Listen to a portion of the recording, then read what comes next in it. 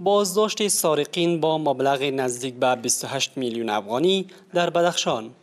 نزدیک به 28 میلیون افغانی پول تاجران در مسیر ولسوالی راغستان بدخشان سرقت شده بود. سارقین آن بازداشت گردیدند. مسئولان قماندانی امنیه ولایت بدخشان از بازداشت چندین فرد سارق که پول نقد شماری از تاجران را به سرقت برده بودند خبر می‌دهند. آنان اطمینان می‌دهند که امنیت تاجران و رفت و آمد در مسیرهای تجارتی به طور کامل تأمین بوده و به هیچ کس اجازه اخلال امنیت داده نخواهد شد. 280 لکه افغانۍ د مجاهدینو په لاس ورغلي دي او د درو غلو سره او د څه وسایل چې تلیفونونه وله او د تجارانو سره یو چریدي توپک و او یو موټر د غلو سره و. دا شامو مجاهدینو ته په لاس ورغلي دي. نو 15 کسان دي. په 15 کسانو کې 2 کسان تښتېدلي دي او 3 کسان د مجاهدینو په لاس ورغلي دي. با مجرد که اطلاع حاصل نمودیم که اینها موتر از تجار محترم ما را که اینا جلوش گرفتن و اموالی که داشتن این را به غارت بردن.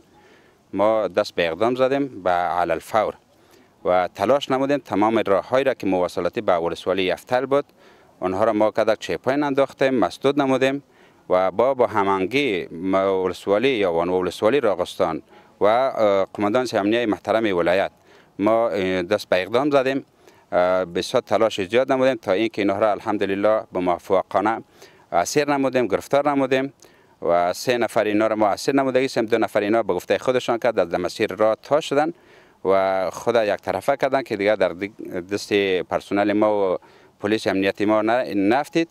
در همین حال یک تن از تاجرانی که پولش به سرقت برده شده از بازداشت دزدان اظهار خرسندی نموده میگوید تمام دستاندرکاران 3 ولسوالی و قماندانی محترم ولایت که در راستای دستگیری سارقین، اختلاسگران، دزدان و رهزنان غارتگران توجه جدی نموده و تلاش‌ها و قربانی‌های بی‌دریغ داده که اموال مسروقه، اموال دزدی شده ما را از دستشان گرفتن و اینها را به پنجه قانون تسلیم میکنند.